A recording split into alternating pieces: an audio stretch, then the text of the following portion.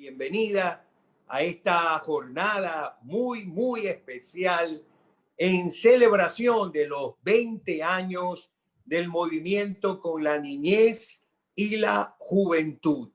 Esperamos que este tiempo sea un tiempo de encuentro, desafíos, sea un tiempo de renovación del compromiso y la pasión que en América Latina tenemos con la niñez y la juventud. Quiero agradecer a todos aquellos que se han registrado para este evento. Cerca de 900 personas que respondieron de una manera muy particular y con mucha alegría a estas jornadas en conmemoración de los 20 años. También una bienvenida muy especial a aquellos que se están uniendo por primera vez en esta jornada de este día en particular. A quienes nos ven en diversas partes de América Latina, a lo largo y ancho de nuestro continente, y también a quienes pasando el océano a una hora pues ya compleja por cuanto es prácticamente la medianoche, nos ven desde España.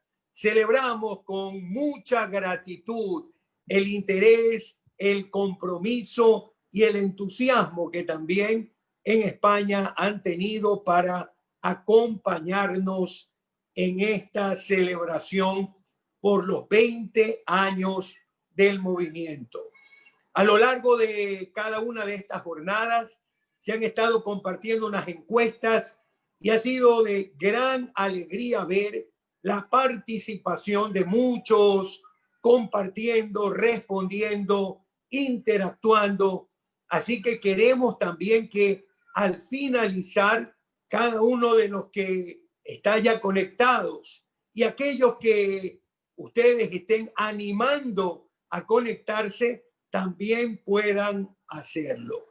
Mi nombre es Parrish Jacome Hernández, soy director general de la Unión Bautista Latinoamericana, quien es una organización miembro del movimiento, y a nombre del Consejo Directivo quiero agradecerles por estar con nosotros en esta hora. Pero sin duda, 20 años es un tiempo donde ha corrido mucha historia y posiblemente para muchos de los que están aquí es una historia que no es desconocida, pero también entendemos que han llegado personas que requieren tener un poco más de información acerca de el movimiento con la niñez y la juventud. Me voy a permitir, con el propósito de ser fiel a la historia, de poder compartir algunos datos importantísimos en torno al movimiento. El movimiento surge en el año 2000 en el marco de del cuarto Congreso Latinoamericano, CLADE 4, de la Fraternidad Teológica Latinoamericana, celebrado en la ciudad de Quito, Ecuador. Tuve la oportunidad de estar allí en este cuarto CLADE y sin duda fue una experiencia maravillosa. En esta ocasión, a través de la consulta de ministerios sobre niñez, se participó con cerca de 105 personas con el tema Iglesia Latinoamericana deja a los niños y niñas venir a mí. Este fue el momento clave que movilizaría a quienes fueron a CLADE 4 y a organizaciones que comprometidas con la niñez o también interesadas en poder acompañar y reafirmar su vocación por este sector poblacional, niñez y juventud, se unieron.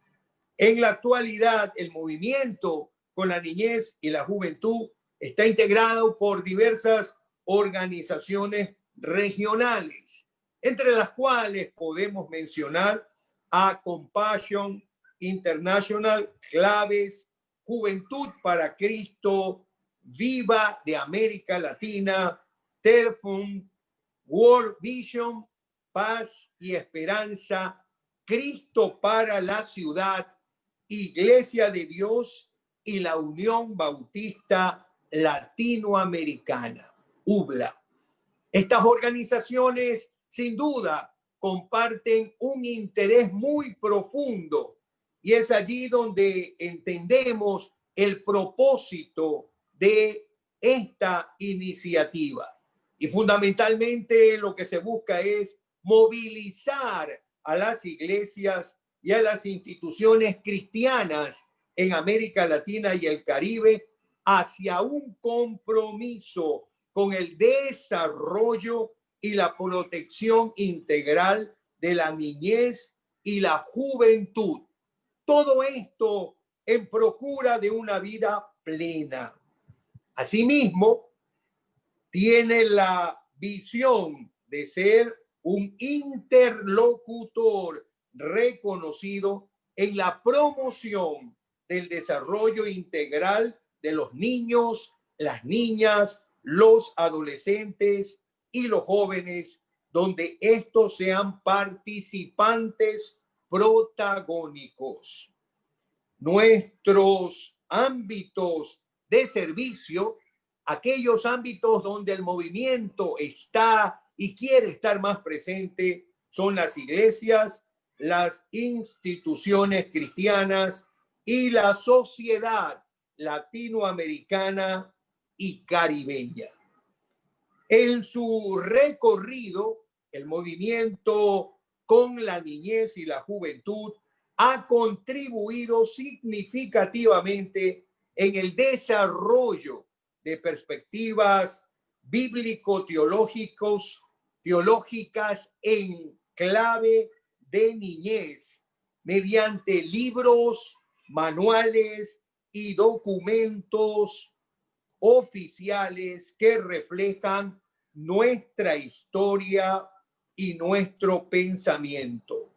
Por otro lado, apoya y realiza campañas de sensibilización a favor de la niñez y la juventud en América Latina y el Caribe.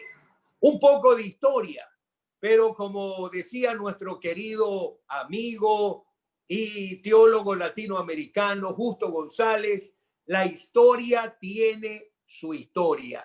Y hemos querido en esta hora hablar un poco de lo que está atrás de un lema, de lo que está atrás de un logo, de lo que está atrás de lo que a lo largo de estas conferencias ustedes han podido recibir y seguirán recibiendo. Allí también el movimiento ha marcado lo que se podría llamar como hitos. Y cuán importante es rescatar esos hitos. Me voy a permitir compartir algunos de ellos de manera cronológica. En el 2005 se publica el libro La Iglesia rompiendo el silencio frente al abuso sexual en niñas, niños y adolescentes. Allí el capítulo del movimiento en Perú se desafía a contribuir con este libro que sin duda sigue siendo una pieza, un aporte muy, muy importante. Llega el 2007 y con él se publica otro libro, Cuando el silencio se rompe. Un libro que procura recoger las percepciones, prácticas y propuestas de las iglesias sobre el abuso contra los niños, niñas y adolescentes. Un recorrido muy importante que también nos llegaba desde Perú. El capítulo de Perú ha sido muy activo, muy protagónico, ha permitido seguir adelante. En el 2011 2008, el movimiento tiene una participación muy importante. Del 1 al 20 de noviembre se lanza una campaña, Ama a tu prójimo, que está vinculada con una iniciativa que al sur del continente nuestros hermanos de Clares y otras también organizaciones habían desarrollado en lo que ellos llamaron una campaña del buen trato a la niñez. Y en el 5º encuentro latinoamericano y caribeño que se llevó a cabo en la ciudad de Costa Rica, en San José, iglesias en Guatemala estuvieron dispuestas a abrazarlo, promoviendo la sensibilización de 147 líderes cristianos procedentes de 18 países respecto a la importancia que tenía que darse en cuanto al buen trato con la niñez. El 2008 fue muy importante en este sentido. Llega el 2010 y se publica el libro En mi iglesia me siento bien. Elaboración de compromisos de protección y buen trato a niños, niñas y adolescentes. Una vez más, nuestros hermanos del capítulo de Perú hacen esta contribución. Y llega este año, el año 2020, y hace unos pocos meses atrás, en medio de esta pandemia que hemos vivido en el continente y en el mundo entero, se publica la Guía de Familias Saludables, buscando promover el buen trato hacia la niñez para contar con pautas que nos permitan la resolución de conflictos familiares y de dar a conocer vías de denuncias en las situaciones de violencia contra la niñez. Pero también hay algo interesante, y es que en octubre de este mismo año se estará publicando la guía Las niñas y los niños preguntan, niñez, teología y pandemia, una guía pastoral. Si usted pudo observar con claridad, se dio cuenta de que el movimiento a lo largo de estos años ha podido aportar de una manera significativa. Para mí también es una alegría en este momento poder introducir a la secretaria ejecutiva del movimiento, nuestra hermana Lisbeth Sousa, quien estará compartiéndonos acerca de lo que viene en esta hora. Bienvenida, Lisbeth, que Dios te use para el tiempo que viene. Muchas gracias, Pastor Parry Jacome. Es un gusto haber compartido este tiempo de recordar. Y en este tiempo de recordar siempre estamos recordando también a nuestros amigos y amigas que en diversos países son coordinadores, son ejecutores, son planificadores, son soñadores en favor de la niñez. Y a mí me encanta presentar a ellos porque es el trabajo de ellos reflejado en toda la historia del movimiento. Y esta tarde no es la excepción. Quiero presentar a María Luna, directora de Red Viva en Honduras y coordinadora del capítulo allá en Honduras del Movimiento con la Niñez. Ella es licenciada en Gerencia y Desarrollo Social, realizó estudios sobre el trabajo de diaconía en iglesia en Dinamarca y cuenta con 30 años de experiencia de trabajo con la niñez. Fue directora de programas relacionados a la niñez, como hogares, comedores, centros educativos. Ahora han transcurrido 11 años desde que ella asumió la dirección de Red Viva y es miembro fundadora de la misma organización desde 1999. Bienvenida, María Luna. Es tu momento. Muchísimas gracias. Gracias, es un honor, un privilegio poder compartir este espacio con todos ustedes y sobre todo celebrar estos 20 años del movimiento y hacer un recorrido por todos esos logros que el movimiento y esos aportes principalmente a favor de la niñez que ha hecho el movimiento a través de estos 20 años. Y es un honor también para mí poder compartir un tema o más bien el espacio con alguien tan especial para nosotros, conocida,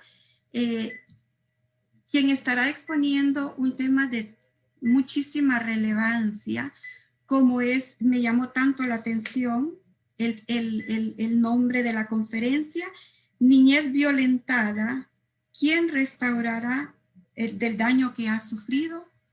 Es una pregunta que muchos o todos los que trabajamos con niñez nos hacemos. ¿Cómo recuperamos un niño, una niña que ha sido violentada, que ha sufrido de malos tratos, de violencia? Ya que el maltrato en la infancia o sufrido en la infancia puede ser irreparable si no se trata a tiempo.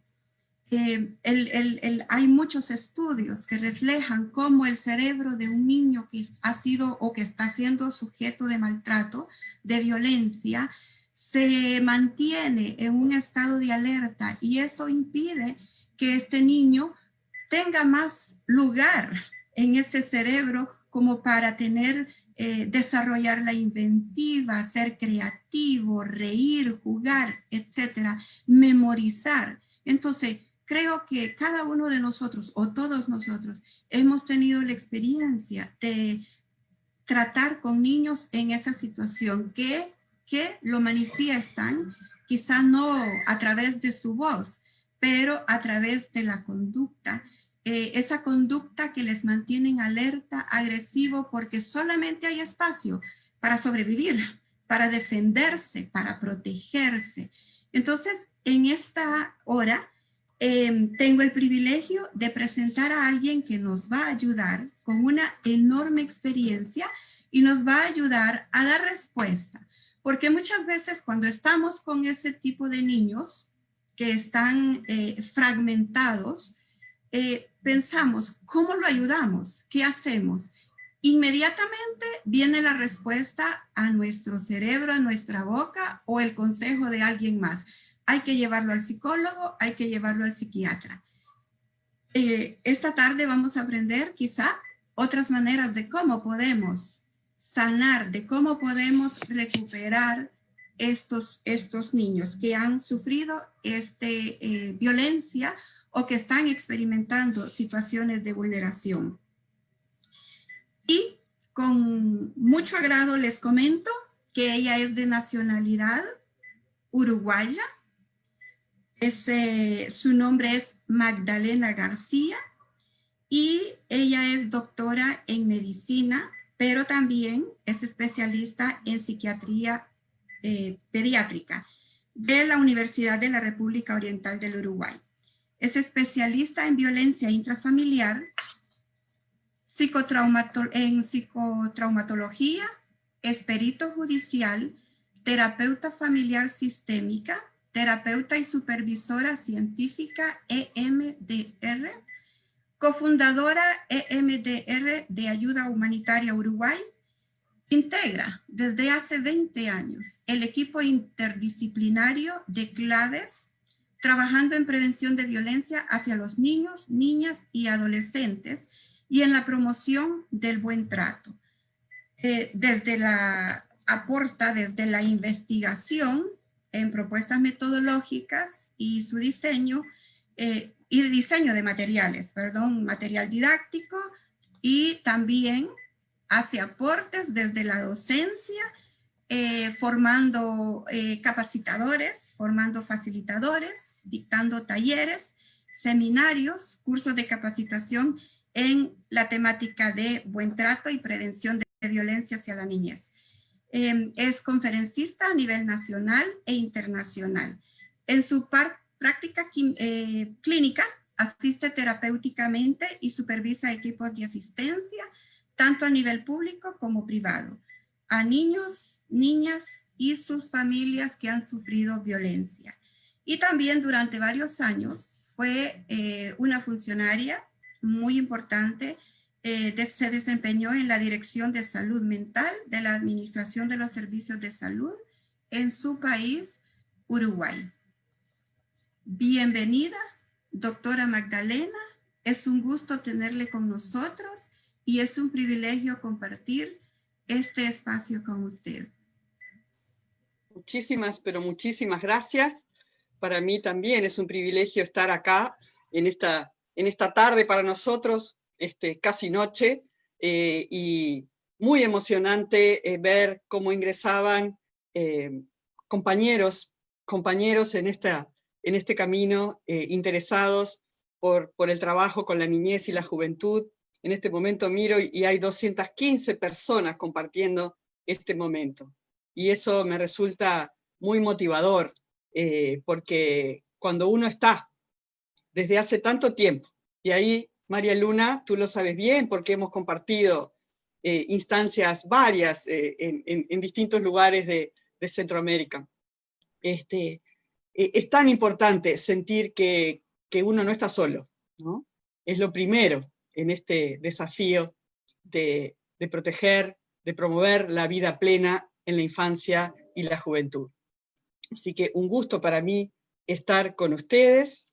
Estoy muy desafiada por las expectativas que planteaste, María Luna. Espero no defraudarlos, pero quizás en 40 minutos, en 50 minutos, no pueda dar respuesta absoluta y total a este tema tan desafiante, pero mi expectativa, a su vez, es que ustedes puedan seguir pensando después de esto, seguir buscando material, información, reflexionando y buscando la manera para dar respuesta a esta importante pregunta que lanzamos hoy. Niñez violentada. ¿Quién la restaura del daño sufrido? ¿Te sorprendió, María Luna, la pregunta? ¿Te impactó? Y sí, es una pregunta que nos toca mucho, nos toca muy, muy de cerca, porque muchas veces nos capacitamos, nos formamos para prevenir o para detectar situaciones de violencia hacia la niñez, y llegado el punto de saber quién restaura del daño sufrido, tal cual nos manifestaba María Luna, nos parece que nosotros no seríamos capaces de hacerlo. Bueno, los invito a acompañarme en estos minutos de reflexión compartida para pensar juntos cómo y quién restaura del daño sufrido. Primero, pensemos, niñez violentada. Cuando hablamos de niñez, hablamos de una etapa del desarrollo humano que se caracteriza por tener una gran potencialidad, porque es la primera etapa de la vida donde se adquieren las habilidades para el resto de la vida del ser humano. Pero eso la vuelve, a su vez, de gran potencialidad y de gran vulnerabilidad. ¿Por qué? Porque en estos inicios de la vida aún no se han adquirido todas las habilidades biopsicosociales que van a ser necesarias para enfrentar las múltiples dificultades, adversidades y desafíos de la vida para este ser humano que llega al mundo. Y es por eso que está previsto que cada niño que llega sea recibido por un núcleo o un nido, lo llamo yo, de crianza que lo reciba y que lo proteja y lo acompañe en ese periodo en que va a estar adquiriendo esas habilidades para la vida, esas habilidades para enfrentar las adversidades, las dificultades y los desafíos. Todo niño tiene derecho a llegar al mundo y ser recibido por cuidadores sensibles, empáticos, presentes, ojalá su padre y su madre, pero a falta de ese nido básico, un cuidador que pueda ocuparse de estar atento a las necesidades de ese pichón humano, de ese cachorro humano que crece. Todo niño tiene derecho, dice nuestro Código de la Niñez y la Adolescencia, y probablemente el de todos ustedes, países que han suscrito a la Declaración de los Derechos del Niño, tienen derecho a un nivel de vida adecuado para su desarrollo físico, mental, espiritual y social. Y esto incluye todo lo que el niño necesita para lograr alcanzar ser, como dice una querida colega en nuestro país, la doctora Natalia Trenchi, la mejor versión de sí mismo, para lograr alcanzar ser todo lo que su potencialidad dé para llegar a ser. Ese nido de crianza al que el niño llega, bueno, muchas veces, la mayor parte de las veces, por no decir siempre, no alcanza exclusivamente para brindar al niño todo lo que ese recién nacido, ese recién llegado al mundo de los humanos necesita. Por eso, cuando hablamos de crianza, cuando hablamos de desarrollo, hablamos de los cuidadores básicos, pero hablamos de todos los sistemas que rodean a ese núcleo básico de cuidado. La familia ampliada, el ambiente laboral donde se mueve la familia, los medios de comunicación, la escuela, la iglesia, los vecinos, el barrio.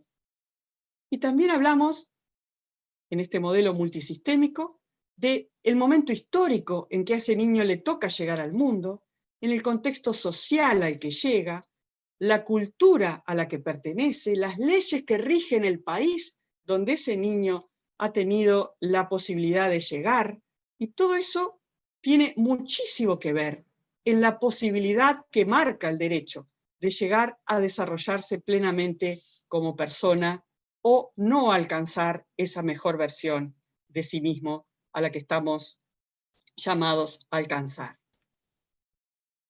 Cuando hablamos de todos los sistemas que rodean al niño, no puedo dejar de mencionar, y los que me conocen y seguramente están escuchando en este momento saben que es un proverbio que guía mi accionar desde hace mucho tiempo, el convencimiento de que este proverbio africano que sostiene que para criar a un niño se necesita de toda la aldea. Se necesita de todos los sistemas que rodean a el núcleo básico de cuidadores primarios que reciben en su nido al niño. Para criar a un niño se necesita de toda una aldea. La niñez, entonces, etapa de la vida de gran potencialidad y de gran vulnerabilidad que necesita cuidados del nido y necesita cuidados de la aldea. Pero hablemos ahora de niñez violentada. Lamentablemente, y esto de claves ha sido nuestro desafío permanente desde hace más de 20 años en nuestro trabajo con los niños y sus familias, lamentablemente este sistema vivo, que es la familia biológica o social donde el niño ha llegado, tiene la doble potencialidad de ser, por un lado, el mejor ámbito a donde puede llegar un ser humano para crecer y desarrollarse y alcanzar una vida plena. Pero por otro lado, sabemos que es el lugar donde más se maltratan y se vulneran los derechos de niños, niñas y adolescentes. Esa doble potencialidad nos choca de frente. Y más del 90%, por lo menos en nuestro país, de situaciones de violencia hacia la infancia, sea de malos tratos, negligencia y muy particularmente abuso sexual, se dan en el núcleo del niño más próximo.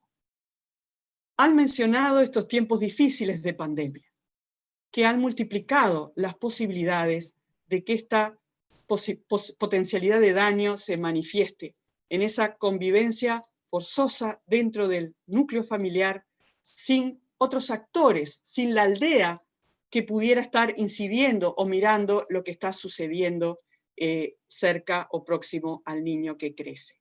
Y se han multiplicado, lo sabemos y nos preocupa, las situaciones de violencia en estos tiempos de pandemia, desafiándonos a otras maneras de poder hacernos presente, acompañando a la niñez en desarrollo. Niñez violentada implica niñez que ha sido interferida en su desarrollo, que esta fuerza que llamamos violencia ha puesto en peligro la posibilidad y el derecho que un niño tiene al desarrollo pleno. Sabemos muy bien, lo decía María Luna de ingreso, al comienzo, sabemos que la violencia en todas sus formas es una fuerza que irrumpe, que desvía, que distorsiona el normal desarrollo de niños, niñas y adolescentes. Y sabemos que el daño que causa puede instalarse en la vida de un niño o restaurarse si somos capaces de realizar intervenciones precoces y adecuadas. Por eso tenemos que actuar cuanto antes. Cuanto antes, mejor. Niñez violentada, potencial daño sufrido. ¿Cuál es el daño? ¿Cómo daña la violencia? Cuando hablamos de trauma, hablamos de una herida o daño causado por una violencia externa. Los traumatólogos, médicos especialistas en traumas físicos, bueno, se ocupan a traumas dirigidos sobre todo al sistema osteoarticular. Pero trauma es todo evento impactante que deja marca profunda en el cuerpo, pero también en el psiquismo, en las emociones, en los pensamientos y muy especialmente de estos seres en desarrollo que son niños, niñas y adolescentes que crecen. Trauma es todo evento que impacta, que frena, que congela el transcurrir normal de algo, en este caso, del desarrollo de niños y niñas. Desde hace un tiempo, personas que han estado abocados a los efectos del trauma psíquico, dedicados a lo que llamamos hoy la psicotraumatología, han dado un paso más en esta definición de trauma. Y destaco especialmente a la doctora Judith Herman, que en 1992 presenta su concepto de trauma complejo. Y ella hace referencia que trauma puede ser un impacto puntual, pero también hay un trauma que es mucho más complejo justamente porque es acumulativo. ¿Qué es el trauma acumulativo? Ella lo define como las secuelas de un trauma prolongado, que se repite día tras día, vez tras vez, en el que la víctima que lo sufre está cautiva bajo el control del perpetrador. Seguramente ya están pensando a qué nos estamos refiriendo. Esto es exactamente lo que sucede en la violencia intrafamiliar.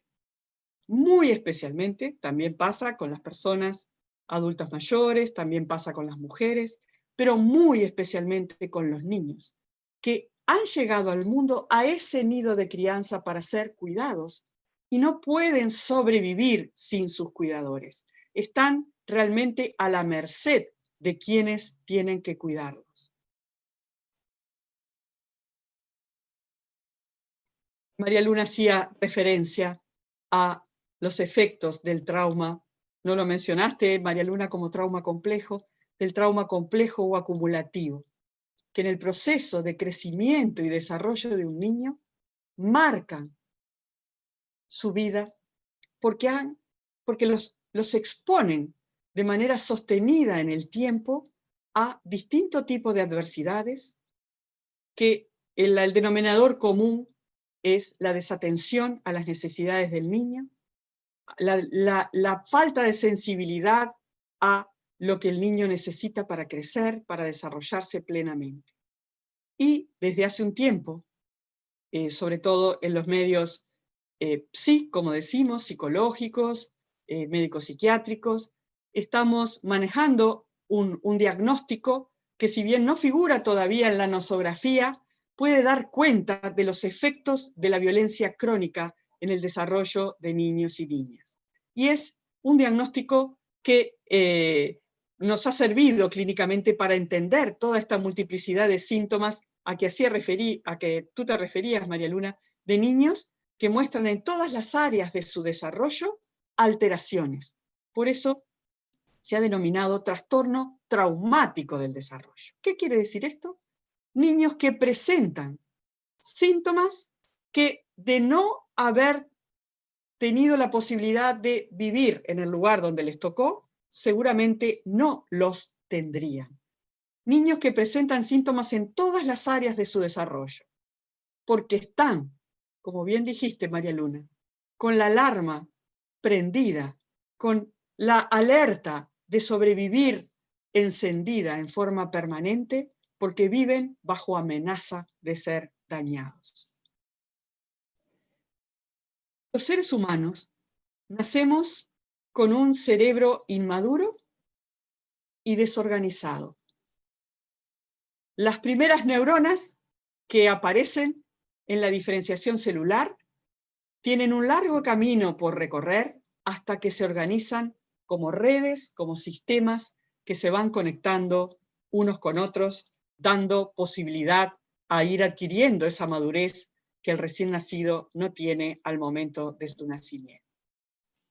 Y citado vez tras vez esta frase del doctor Jorge Barudi, un colega chileno, que en su artículo La importancia de la parentalidad en el desarrollo de la mente infantil, sostiene en un resumen que me parece sublime, que la mente, y apoyado en la evidencia de las neurociencias, que la mente infantil emerge de la interfase entre las experiencias relacionales de un niño con sus cuidadores y la estructura y funcionamiento de su cerebro.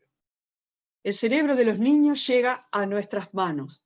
Ese cerebro inmaduro, con esas neuronas que se tienen que organizar, llega a las manos de los cuidadores y de los vínculos que el niño logre armar con sus cuidadores primarios, va a surgir la mente que este niño va a tener para enfrentar su desarrollo total en toda su extensión, no solamente su desarrollo psíquico, sino su desarrollo físico también. Realmente un milagro, la interacción de los vínculos con la materia en la organización del cerebro en desarrollo. Y así lo llama el doctor Barudi.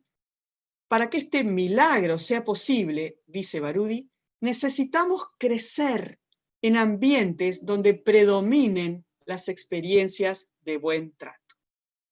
No donde solo haya buen trato, no en ambientes absolutamente perfectos, pero sí en ambientes donde predominen las experiencias de buenos tratos, para que el niño, la niña, el adolescente que crece, pueda sentirse, y este es el siguiente punto, absolutamente protegido y cuidado.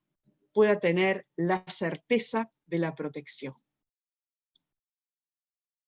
Y cuando esto se da, cuando el niño llega, el cerebro del niño y su envase, que es el niño, ¿verdad?, llega a un ambiente favorable, a un nido de crianza donde es esperado por estos cuidadores sensibles, empáticos, presentes, y especialmente durante los primeros años de vida, estos conjuntos de neuronitas desorganizados del inicio se multiplican, florecen. Realmente esto es una maravilla. El cerebro de un recién nacido y las neuronas de su corteza cerebral al mes, a los 3 meses y a los 6 meses de edad, es realmente las mismas neuronas conectándose unas con otras gracias al afecto, los cuidados, la atención y el estímulo que los cuidadores brindan a ese niño que crece, a ese cerebro que crece. Quiere decir que ese niño recibido por los cuidadores no va a estar sometido en ningún momento a ninguna adversidad, en ambiente favorable, como decíamos, de ninguna manera. Justamente el doctor Barudi hacía referencia en su definición de la mente infantil que crece en interacción con los vínculos, que lo que se necesita son acciones de predominante maltrato, buen trato, perdón, donde el buen trato predomine sobre posibles situaciones de adversidad. Y es normal y esperable que todo ser humano que crece tenga que enfrentar en algún momento de su ciclo vital lo que llamamos el estrés vital. El estrés de someterse a una situación nueva, a un aprendizaje, a una prueba desafiante, el estrés que nos ayuda a crecer y a volvernos más hábiles para la vida, el estrés inherente al crecimiento y el desarrollo de todo ser humano, y el estrés del cual no hay que proteger absolutamente a los niños, sino que hay que equiparlos y instrumentarlos para que puedan enfrentar. Porque nacemos biológicamente equipados, gracias a nuestro sistema neuroendocrino, para afrontar situaciones adversas que llamamos estresores, a través de esa respuesta fisiológica que llamamos estrés. Y cuando tenemos que enfrentar una situación nueva, en caso de los niños, bueno, un aprendizaje, un nuevo logro, el control de esfínteres, el miedo a separarme de mis cuidadores, el miedo a ingresar al sistema educativo. Bueno, se activa esa reacción de estrés, se produce una tensión, el cuerpo recibe toda la energía que necesita gracias a la participación de todo el sistema neuroendocrino. Fíjese todo lo que se activa, estamos aquello como Caperucita Roja para verte mejor, el corazón late para que se bombee sangre y podamos pensar de la mejor manera, que podamos respirar bien, que si tenemos que salir corriendo porque la situación aprieta, tengamos suficiente glucosa en sangre para poder hacerlo. En fin, todo el cuerpo se prepara cuando hay un estresor vital para poder dar adecuada respuesta y cuando ese estresor desaparece, volver al estado normal. Se enciende la alarma y se apaga la alarma. El estrés vital, el estrés que nos ayuda a enfrentar las adversidades, seamos niños, seamos adolescentes, seamos adultos, es un estrés bueno para la vida, es un estrés protector. Pero ¿qué pasa cuando esa sensación de peligro, cuando esa adversidad a enfrentar está instalada en forma permanente, donde ese niño o esa niña tiene que crecer? No puede apagar la llave.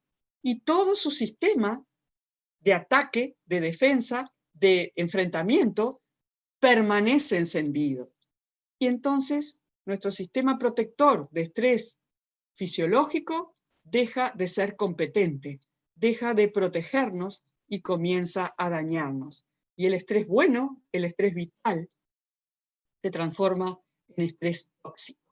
Un estrés intenso, crónico, daña, no protege, daña la estructura cerebral, perturba las posibilidades de un apego sano en un niño que está permanentemente a la defensiva, temiendo ser violentado.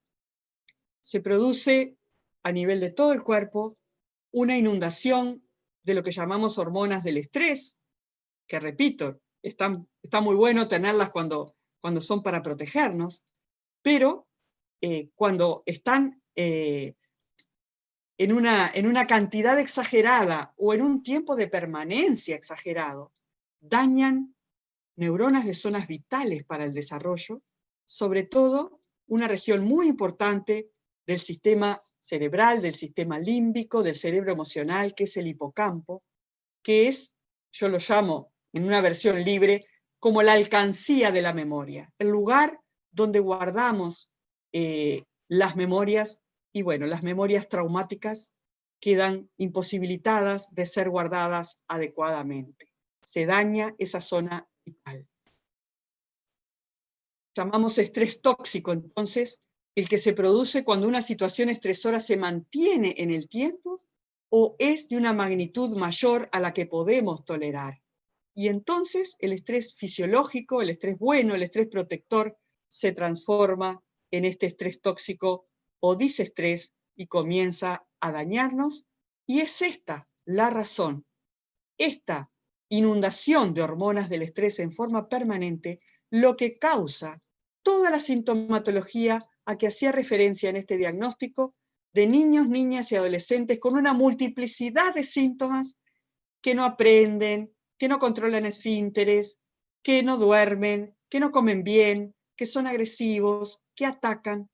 Esto explica esa multiplicidad de síntomas de tan difícil manejo para aquellos que estamos en contacto con niños y niñas, especialmente hago referencia a niños que están institucionalizados y que muchas veces resultan incomprensibles para los educadores que están a cargo, porque no logran comprender desde esa perspectiva psicotraumatológica que detrás de este comportamiento lo que hay es un daño acumulado, es un trauma acumulativo, y que es un estado de alerta no contra nosotros, que somos quienes estamos ocupando el lugar de cuidado, sino un estado de alerta contra el mundo.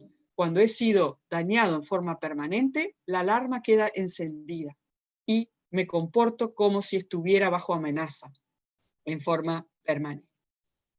Entonces, en ambientes desfavorables, pasa exactamente lo contrario.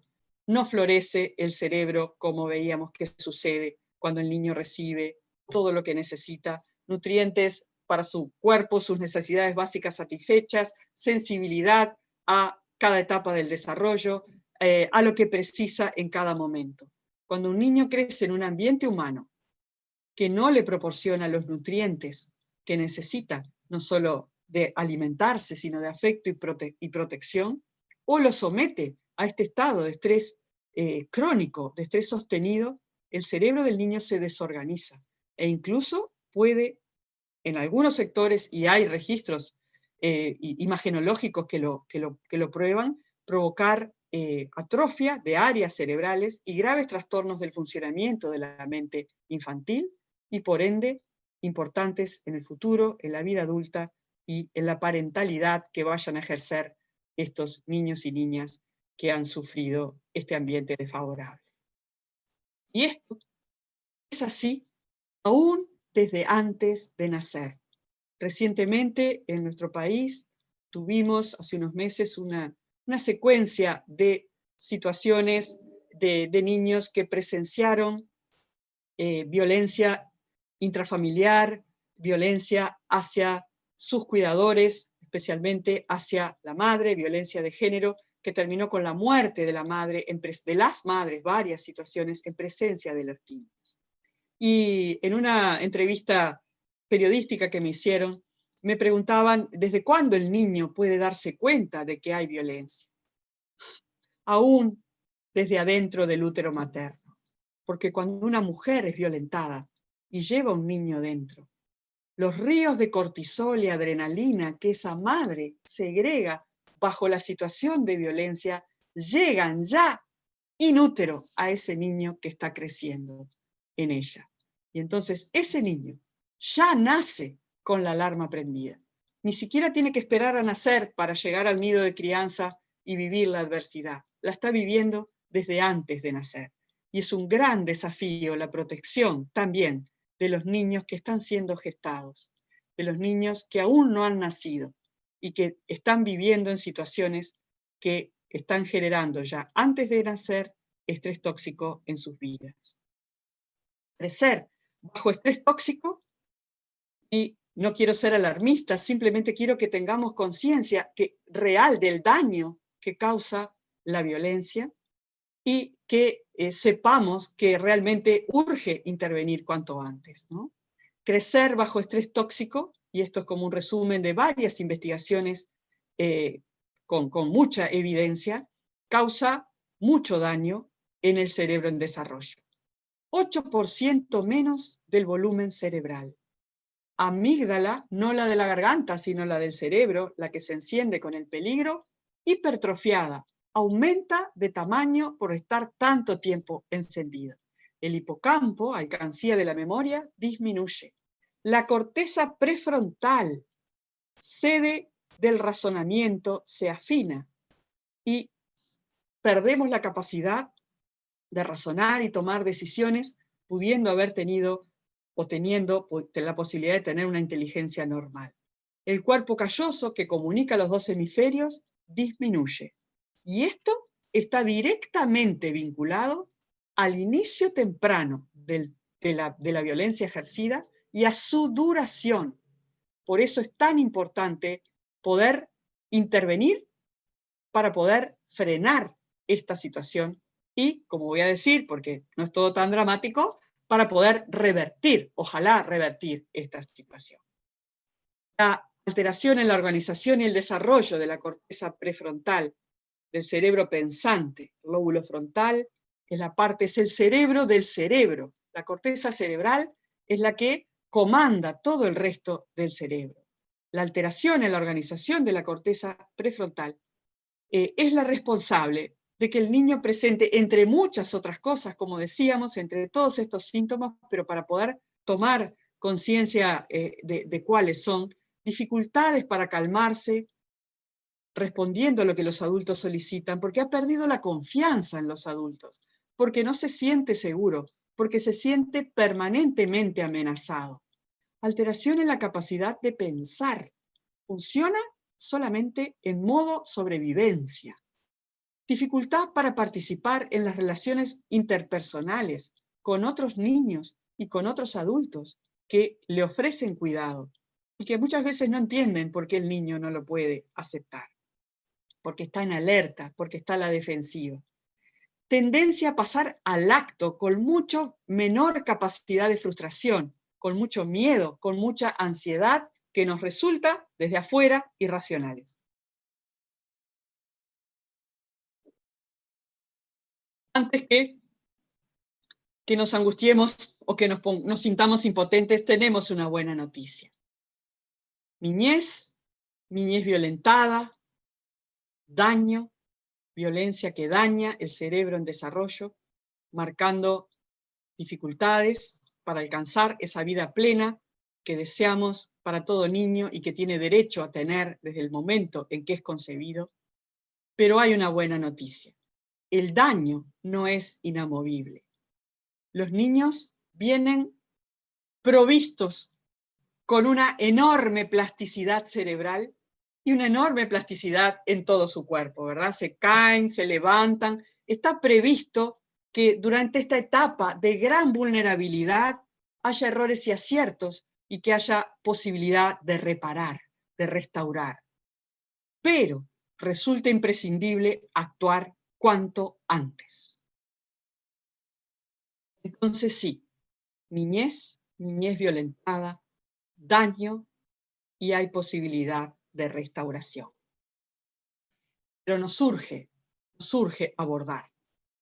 Decimos desde el equipo de Claves y desde el equipo que integro en mi país, un equipo multidisciplinario, que trabajamos coordinando equipos que brindan asistencia a situaciones de violencia basada en género y generaciones, y desde un organismo que es un sistema integrado por muchas instituciones que abordan el tema de la violencia hacia la niñez, que un abordaje integral debe incluir, y esto es una propuesta de la doctora Irene Intevi, médica, psiquiatra y psicóloga argentina, pionera también en la lucha desde hace casi 30 años en prevención y abordaje de violencia hacia la niñez.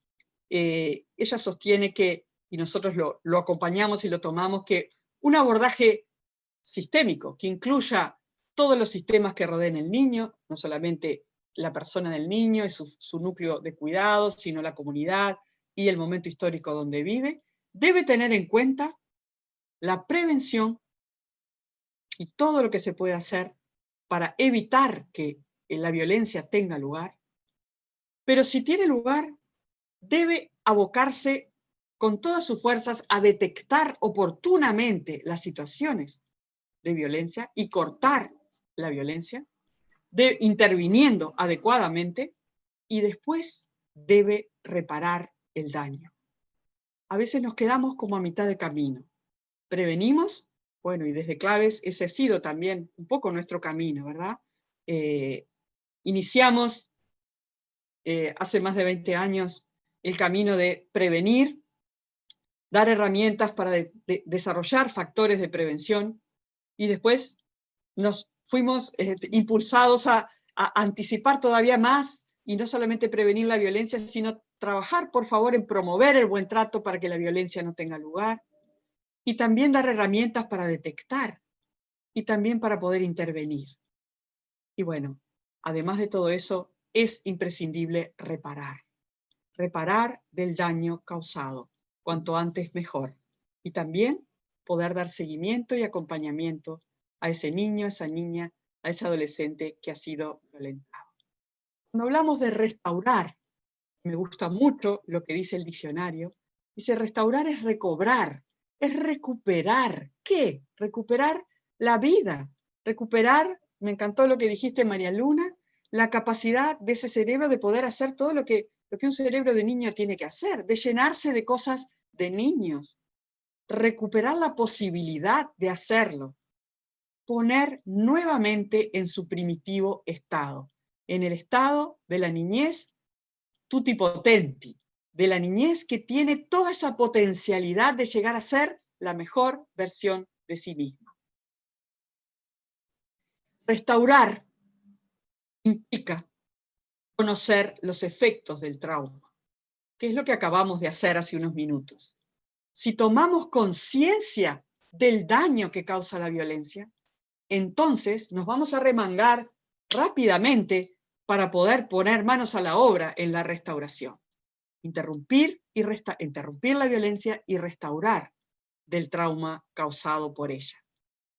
Cuando hablamos de restauración del daño, hablamos entonces de los efectos del mismo, de todo esto que enumeré, de los efectos de la alarma encendida, de comprender ese estado de alerta por haber crecido y vivido bajo amenaza.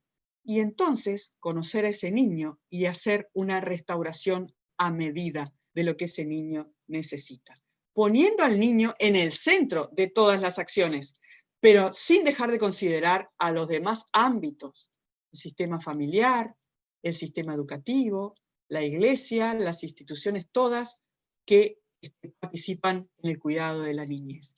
Todos los sistemas, el nido de crianza o microsistema, el exosistema y el momento histórico con el contexto social, intentando intervenir también allí, porque eso también es restaurar el daño. Conseguir presupuesto para atender a los niños es restaurarle el daño. Entonces voy a parafrasear mi querido proverbio africano y voy a decir que para criar a un niño se necesita una aldea, pero para restaurar el daño causado a un niño también se necesita de toda la aldea. Todos nosotros podemos restaurar. ¿Quién restaura? Todos nosotros podemos restaurar. ¿Cómo? ¿Qué podemos hacer? Cada uno, aldea bien tratante, que rodea a ese niño que crece y que rodea más especialmente aún a ese niño que ha crecido en situaciones adversas. ¿Qué podemos hacer para aportar a la restauración de niños y niñas que han sido violentados? Siempre podemos. Esto es algo que surgió hace muchos, muchos años en Claves, un poco como jugando, como somos todo el equipo, muy lúdico. Siempre podemos crear una capa que rodee al niño en primer lugar. Siempre podemos creer. El oído atento a la palabra del niño es el primer paso, haya pasado lo que haya pasado, para iniciar la restauración.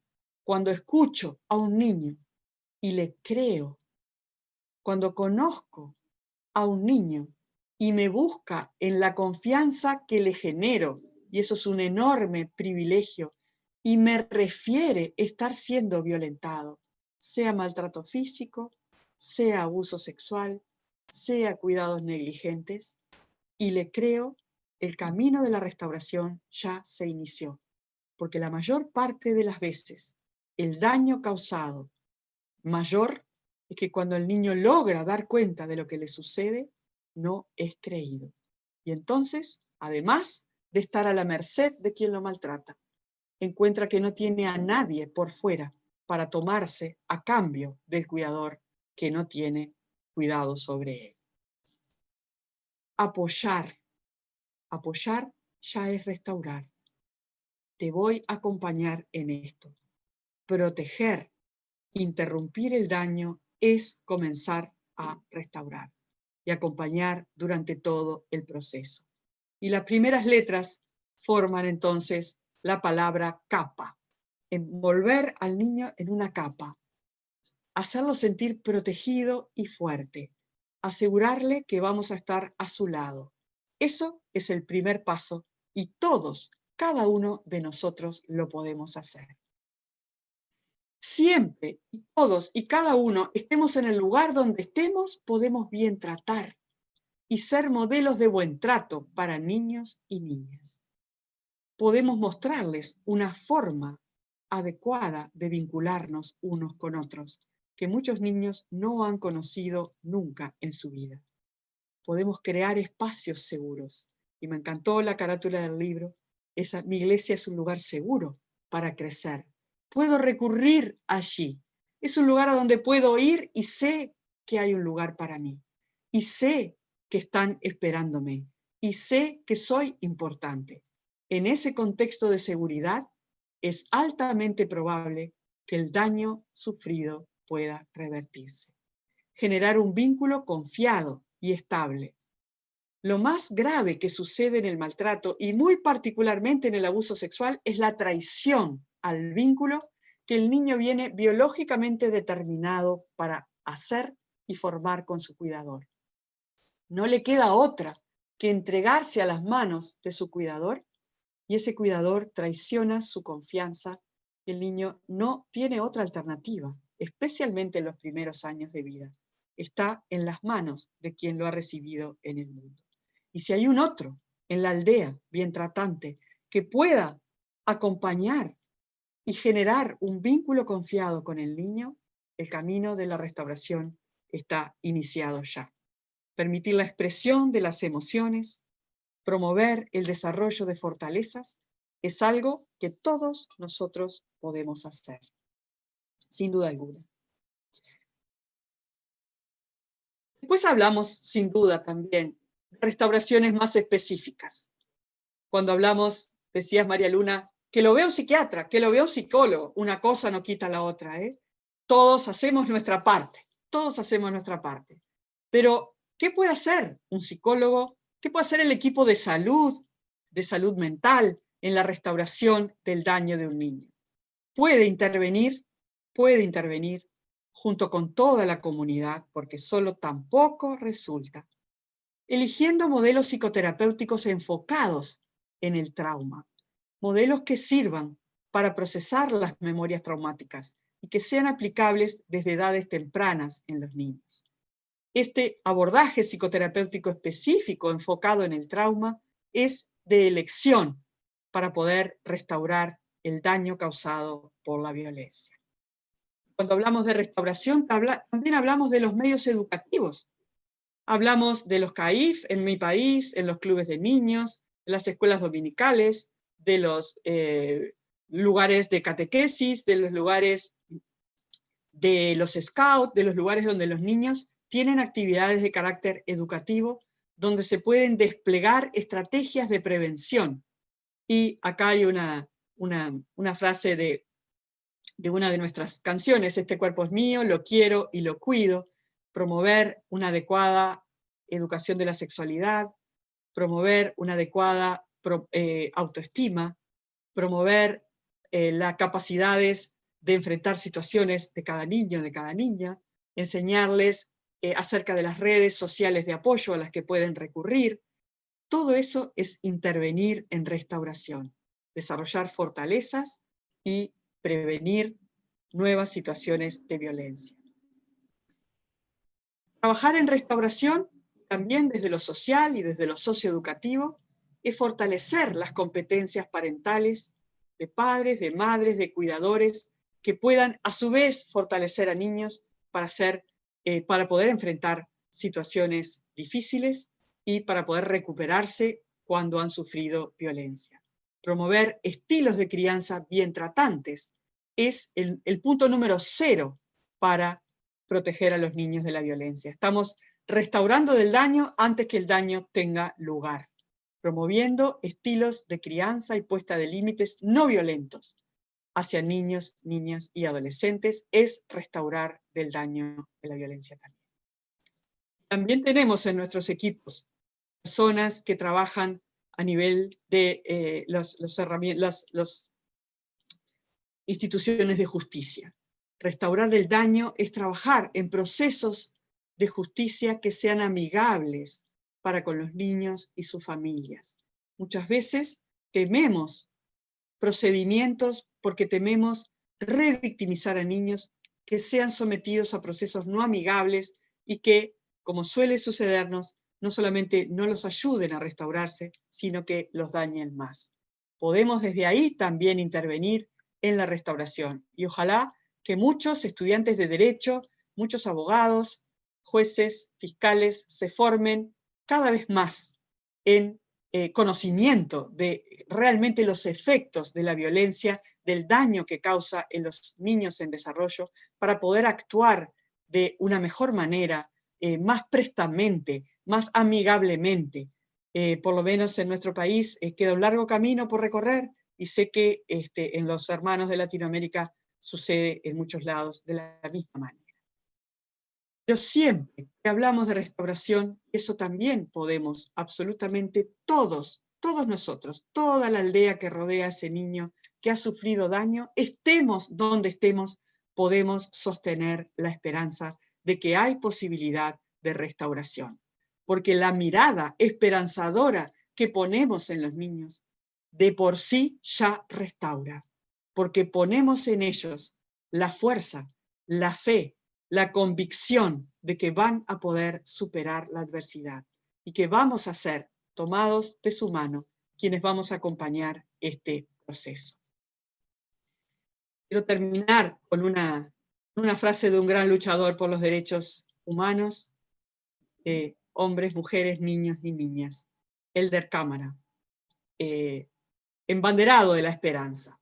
Mi alegría y nuestra esperanza se apoya en la certeza de que la vida vencerá a la muerte. Nuevas yemas brotarán, nuevas hojas y nuevos frutos. Y me gusta pensar que esas redes cerebrales dañadas pueden ser reconstruidas y que ese árbol dañado de axones y dendritas que se desorganizó porque no pudo tener los cuidados que necesitaba, tiene una nueva oportunidad cuando damos un punto de apoyo, cuando damos un vínculo seguro, cuando ponemos una mirada esperanzadora. Espero que sea así y que esto sea un desafío a cada uno de nosotros, aldea que rodea a niños y niñas, aldea que rodea a todos y que debe cuidar a todos, pero muy especialmente a los niños que han sufrido daño, con la responsabilidad de hacer cada uno la parte que le toca. Cada uno, y mi desafío es que cada uno de ustedes pueda pensar qué puedo hacer yo para generar seguridad, confianza, esperanza, cuidado, para creer. Hay tantas cosas que sí podemos hacer. Ojalá cada uno de nosotros la encontremos y nos aboquemos a ella. Muchísimas gracias y estamos abiertos entonces para intercambiar. Espero que haya sido claro y no sé cómo estoy en los tiempos, María Luna. Estamos muy bien. No me avisaron. No, estamos muy bien. ¿Estamos en tiempo? Bien. Sí. Tenemos muchísimas preguntas. Creo que vamos a abordar algunas y las que no pueda responder hoy, vamos a ver de qué manera se puede dar respuesta. Sí, quedamos en eso, que Quedamos vamos a pendientes. dar respuesta. Sí. Sí. Bueno, yo tenía la primera pregunta. Tengo una interrogante. Me llamó la atención cuando presentabas la diapositiva del bebé, cuando ese bebé recibe ese estrés tóxico en el vientre. ¿Qué se puede hacer? ¿También funciona la elasticidad cerebral en un bebé? ¿Qué pasa con ese estrés que vivió en el vientre ya cuando está en en el mundo, ¿verdad? Ya fuera del vientre. ¿Qué sucede? ¿Cómo se recupera? Y también si hay algunos efectos, obviamente. ¿Y cómo se puede Sí. recuperar o corregir esos efectos de ese estrés vivido ahí? Perdón. ¿Sí? Adelante. Podemos imaginarnos ese bebé que llega con la alarma prendida, ¿verdad? Y ahí lo que va a ser de vital importancia es en las manos de quién llega. Si podemos brindarle a ese niño que ha sido violentado desde el vientre materno la posibilidad de tener al menos una figura que pueda ofrecerle apego seguro, confianza incondicional, la certeza de los cuidados y construir ese vínculo de apego, entonces podemos decir que estamos con posibilidades de reparar ese daño sufrido. De hecho, lo hemos visto en muchas situaciones de niños que han tenido la posibilidad de llegar a un nido de crianza saludable que ha ofrecido esa certeza, esa base segura de apoyo, de confianza, que ese bebé que llega necesita para poder restaurar la incertidumbre generada in útero frente a esos ríos de adrenalina, de esos mensajes neuroendocrinos que su cerebro en desarrollo recibió de peligro, peligro, peligro. Digo, bueno, si llego y me dan la sensación de seguridad, puedo apagar la alarma y puedo dedicarme a crecer. Puedo tener la posibilidad de revertir esa situación que se dio. Cuanto antes, mejor. Cuanto antes, mejor. Perfecto. Muchísimas gracias. Y aquí vamos a dar paso a algunas preguntas. Preguntan si un bebé que debió por cuestiones de salud estar en incubadora por varias semanas, primero preguntan qué siente el niño y segundo, si se siente violentado. Es una excelente pregunta y que genera mucha angustia muchas veces en cuidadores. Cuando digo cuidadores me refiero a padres, madres o quien hacen las veces de. Por eso usamos ese en sentido amplio, porque a veces son niños que han sido adoptados, que no están en manos de sus padres biológicos, pero sí están en quien cumple las veces de cuidador, la función paternal, maternal de cuidado, ¿verdad? Y genera mucha angustia pensar, estuve separado, mi hijo tuvo agredido por estresores que lo violentaron para salvarle la vida, pero no fueron las mejores condiciones para llegar al mundo. También eso es reversible y bueno, hay progresivamente cada vez más concientización. Tengo el privilegio de tener a mi mejor amiga y compañera de toda la carrera, es neonatóloga dedicada a los recién nacidos desde hace muchos años, y no soy yo la que he estado directamente, pero tengo su testimonio, que es lo que más fuerza da, ¿no? De poder ver la evolución de esos niños favorable, a pesar de las circunstancias críticas en las que llegaron al mundo. Pero vuelvo a decir, depende de la base segura a la que llegue. Puedo soportar el temporal si llego a puerto seguro. Y el personal, como les decía, de los centros de neonatología y de los CTI, cada vez más capacitado, intentando sensibilizarse y brindar los cuidados lo más adecuado posibles y marcar esa presencia amorosa del cuidador del personal de salud, que de pronto los padres no ven, pero está presente y hace las veces de como cuidadores alternos de ese niño, ¿no?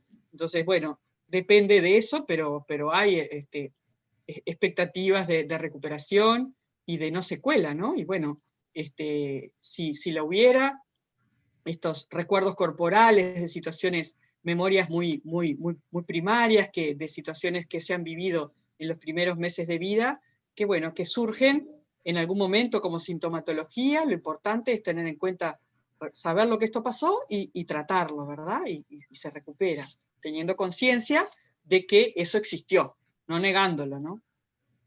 Bien.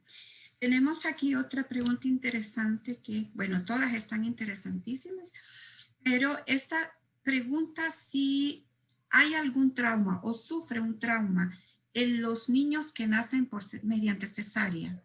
Ujú. No está, sí, no está descrito que sea una situación traumática para el niño. De hecho, es como un canal diferente, es más corto, porque es sacado, ¿verdad? No tiene que atravesar el canal de parto, que uno debería pensar que quizás resulte más traumático, pero sin embargo está previsto que así sea. Esa es la primera adversidad que atravesamos, ¿no? Llegar afuera exige un esfuerzo que viene desde el útero materno y viene desde el niño también que hace su parte en este camino, pero es la primera adversidad que enfrenta. Y bueno, ser extraído por cesárea es como acortar el camino, pero no necesariamente con los cuidados necesarios, bueno, que también, como digo, el personal de salud siempre tiene previsto, ¿no? De poner en contacto al bebé lo antes posible con su madre, que si la madre está bajo anestesia sea su padre, el que esté con él. Eso es un camino en el cual se viene avanzando, no ha sido tenido en cuenta durante mucho tiempo, pero progresivamente en todas las áreas se está tomando conciencia de esa importancia, y todas las preguntas vienen siendo de esos primeros momentos de vida, de cómo es recibido ese bebé en el mundo, marca un punto de partida, ¿no? Pero no irreversible. Tratamos de que sea lo mejor posible, y si así no es, y bueno, tratamos de que se pueda reparar siendo conscientes de lo que pasó, ¿no? Y añadimos ahí, porque también preguntan, va un poco vinculada, ¿verdad? A la pregunta anterior, ¿qué pasa o si hay trauma o se violenta cuando nacen usando forceps? ¿Qué sucede? ¿Hay trauma? ¿Se violenta también al niño? Sí, cuando se está usando cada vez menos lo que llamábamos ese forceps alto, que se iba a buscar al niño arriba, hacia la salida del útero, ¿no? Se atravesaba toda la vagina y se bajaba el niño. Ese prácticamente no se ha dejado de usar y se interviene con una cesárea, digo, ¿no? Y cuando hay que usar el forceps bajo, simplemente se lo ayuda de una manera casi menos traumática que con las manos, cuando no se puede hacer con las manos, ¿verdad? Lo que hay que tener especial cuidado es en no dañar físicamente ese niño que está naciendo, ¿verdad? Pero no necesariamente va a resultar traumático, quizás la respuesta parezca repetitiva, sino que después que pasó eso, ¿a dónde va? Y quiero responder esto con también, si algunos de los más queridos y conocidos que están escuchando también me han oído decir, y que aprendí del doctor Boris Cyrulnik, esta afirmación de que un niño puede resistir prácticamente cualquier cosa si tiene una mano segura de la cual tomarse. Boris Cyrulnik, sobreviviente de la Segunda Guerra Mundial, huérfano de la Segunda Guerra Mundial, médico, neurólogo, psiquiatra francés, cercano a los 90 años hoy, que es un teórico práctico de la resiliencia, que a la edad de 6 años quedó solo en el mundo y sostiene, no lo dice de esa manera, es una paráfrasis mía, viví de rentas del apego seguro que tenía dentro mío de los 6 años que tuve con mi abuelo, mi papá y mi mamá. Y pude vivir, y pude ser un hombre feliz y desarrollar una vida saludable. Así que no depende tanto de todo lo que te toque pasar, sino de con quién lo pasás. Entonces recuerden eso, porque podemos ser nosotros ese alguien del cual el niño se toma.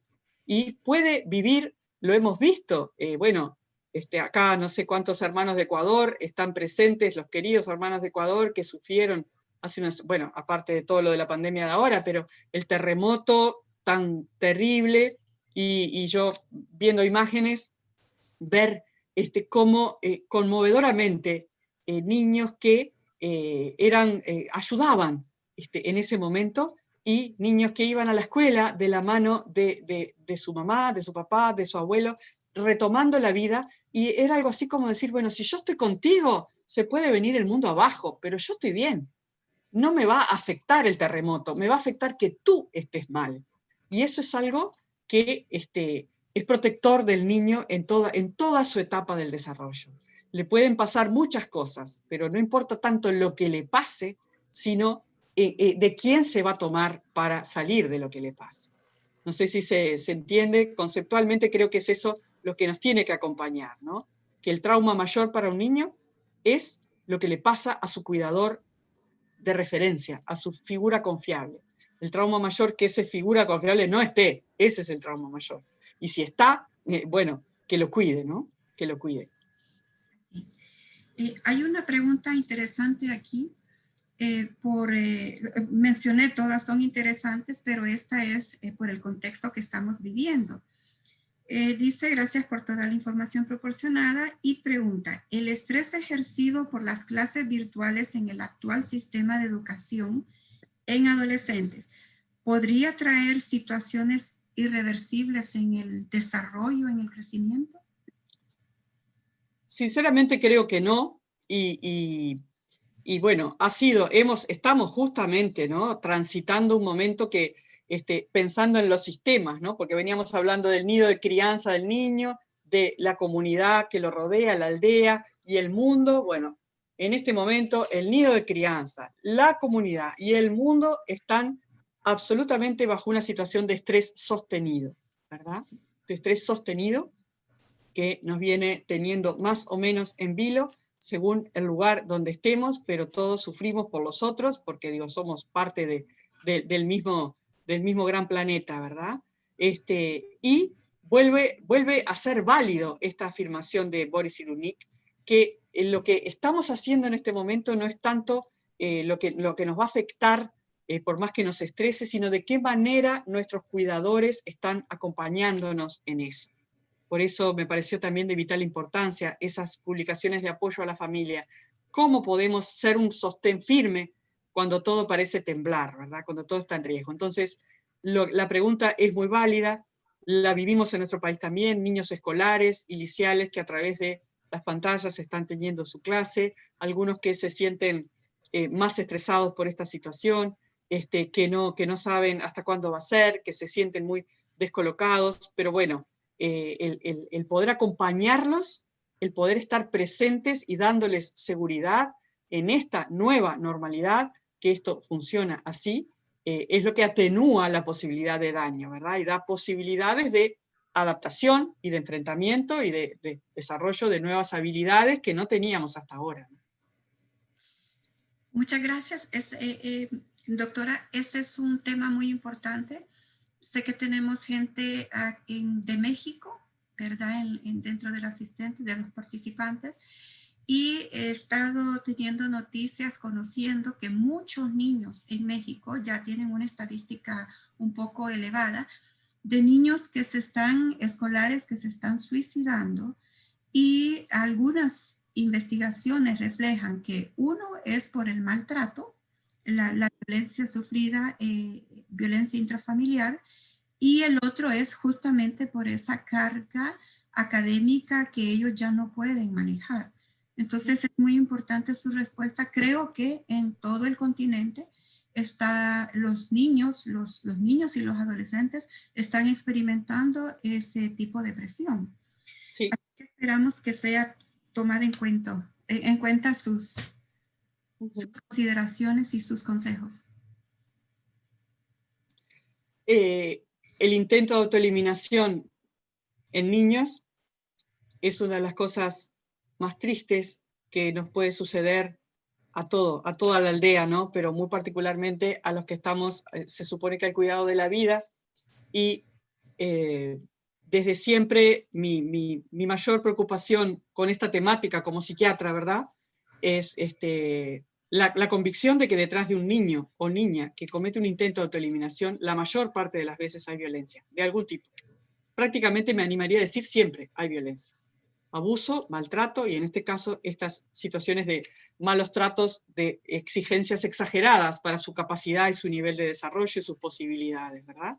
Entonces eso hace que colapse y que ese estrés sea insostenible, porque todavía no tiene en el lóbulo frontal los archivos necesarios para poder comprender y enfrentar la situación. Recuerden, potencialidad y vulnerabilidad porque son seres en desarrollo, todavía no tienen todo el equipo de defensa armado, nos necesitan a nosotros un tiempo más, ¿verdad?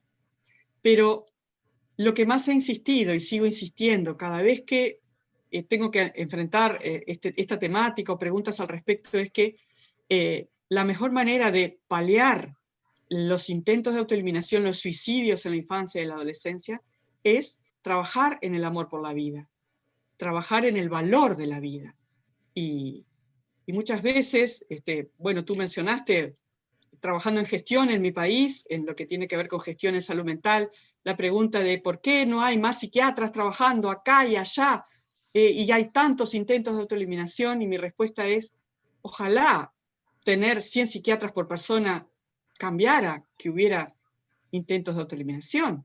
Está en otro lugar el tema, está en el amor por la vida, en el valor de la vida, en el cuidado que ese niño recibe, ese adolescente, ese adulto después, ¿no? Podemos llenar en cada esquina de psiquiatras, pero no vamos a solucionar el tema del suicidio de esa manera, ¿no? Y este es un momento de gran desafío en la temática. Nosotros estamos en ese mismo tema también, y vuelve a ser válido también la consigna que, por favor, ese niño, esa niña, ese adolescente encuentre una manito de la cual tomarse y alguien que le transmita, estoy contigo y tu vida vale y me importa. Y eso tan simple y tan grande puede rescatar a un niño de las ideas de muerte y del suicidio mismo, ¿no?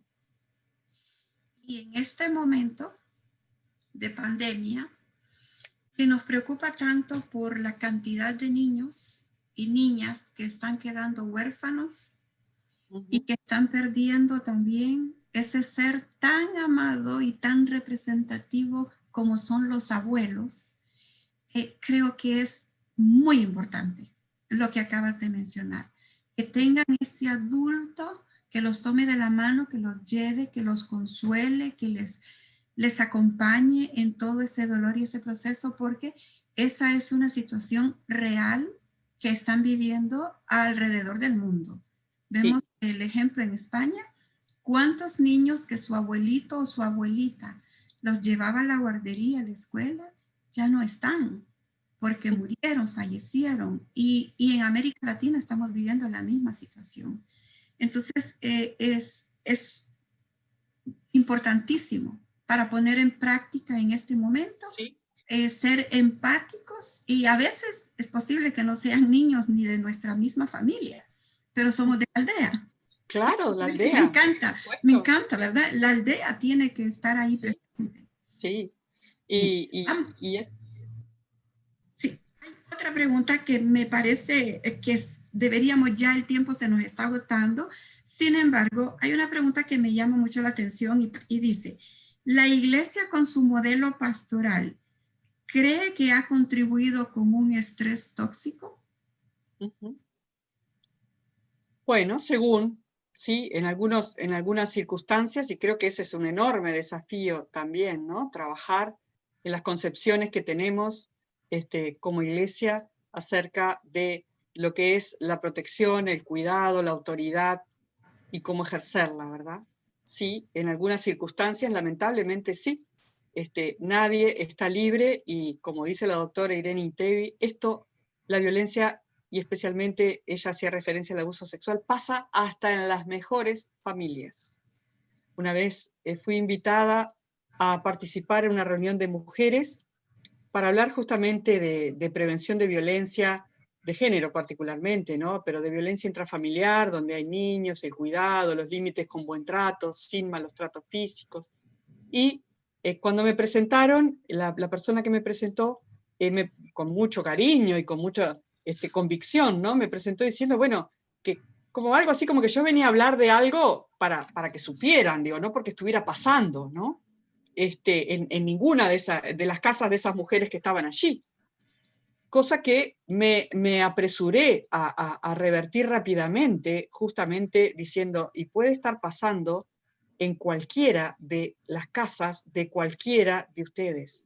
Y gracias a eso, al terminar la reunión, tuve 3 o 4 consultas por violencia intrafamiliar en ese núcleo que estaba dentro de una comunidad de fe y que estaba sufriendo violencia y no se animaba a dar cuenta de eso que le estaba pasando, porque le parecía que no le podía estar pasando a ellos, ¿verdad?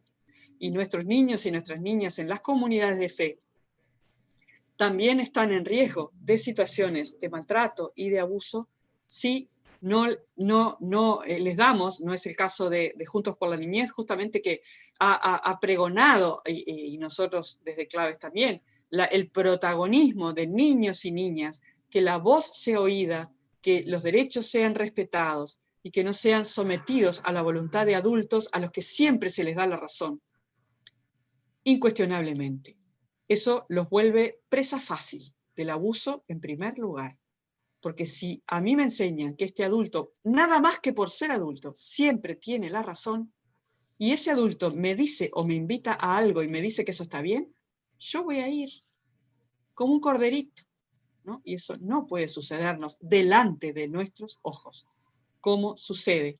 Y tú, María Luna, has acompañado también en nuestro recorrido por Latinoamérica situaciones donde hemos estado y sabemos que han surgido situaciones donde las comunidades de fe no han manejado adecuadamente y han resultado en sí mismas instituciones violentas para las personas que las integran, ¿verdad? Ojalá también estemos atentos, nadie está libre, lo decimos en todos los territorios, ¿no? Digo, en los ámbitos de salud pública, de salud privada, tenemos que estar atentos permanentemente a no ejercer violencia sobre las personas de los distintos tipos que eso sucede, ¿no?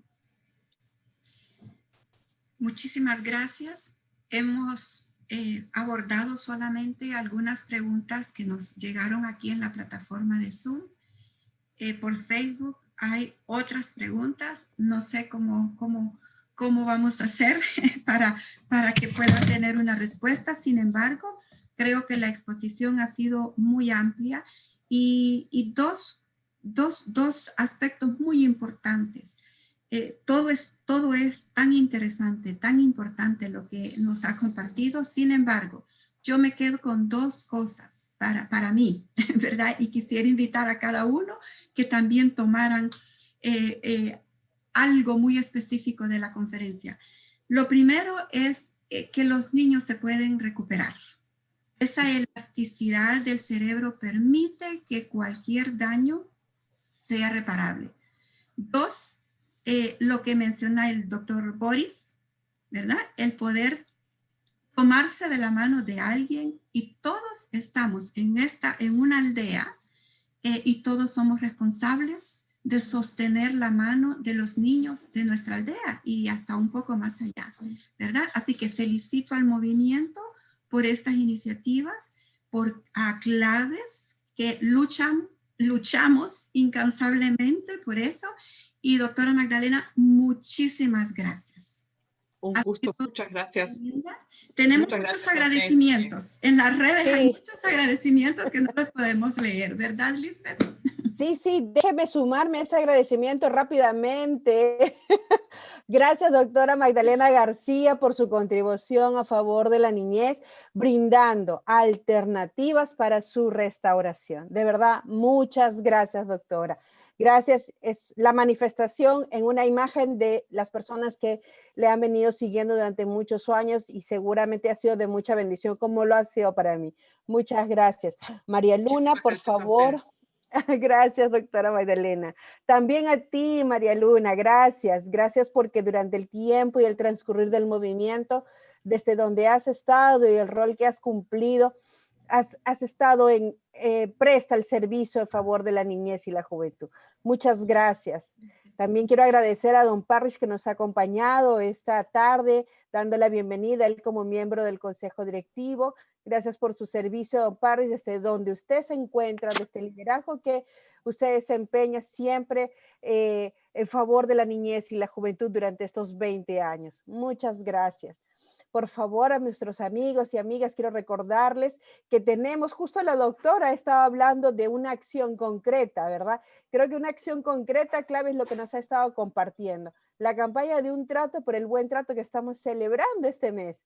Así que les invito a sumarse en las redes y en En el chat del Zoom va a haber una encuesta para que ustedes puedan decir yo me sumo y yo quiero hacer un trato por el buen trato. Ella nos ha estado compartiendo sobre esta campaña que ya viene más de 18 años, será cerca de 18 años en distintos Este es países. 18 años este año. Este es 18 años. Gracias, doctora Magdalena. Así que les invito a sumarse, una iniciativa que los amigos de Claves, Comunidad y Cambio siempre han estado liderando y como movimiento nos estamos sumando como todos los años.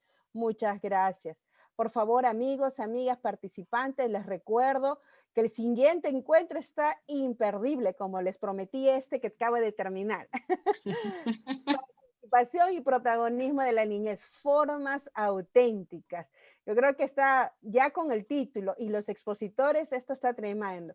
A mí me han asegurado los expositores que van a hablar poco. No lo creo. Van a dejar hablar a los niños y las niñas protagonistas y participantes. Bueno. Así que esa ahí puede ser, ahí puede ser. Sí, sí, les esperamos. Luis César, Gabriela Graciela de Celis y Leticia Pérez van a estar acompañándonos. Y imagínense, con esta moderación, José Vinces de Falla Esperanza, que tiene una experiencia de trabajo en favor de la niñez, los más vulnerables, los esperamos este viernes 30 de octubre para cerrar muy bien el mes y la campaña. No dejen de sumarse también al chat, ahí está la encuesta y también la firma para sumarse a un trato por el buen trato. Gracias, gracias a todos por su tiempo, su participación. Nos vemos el viernes 30 de octubre en el mismo horario. Bendiciones a todos. Gracias, doctora. Gracias, María Luna. Gracias, don Parrish. Y a todos nuestros participantes. Bendiciones.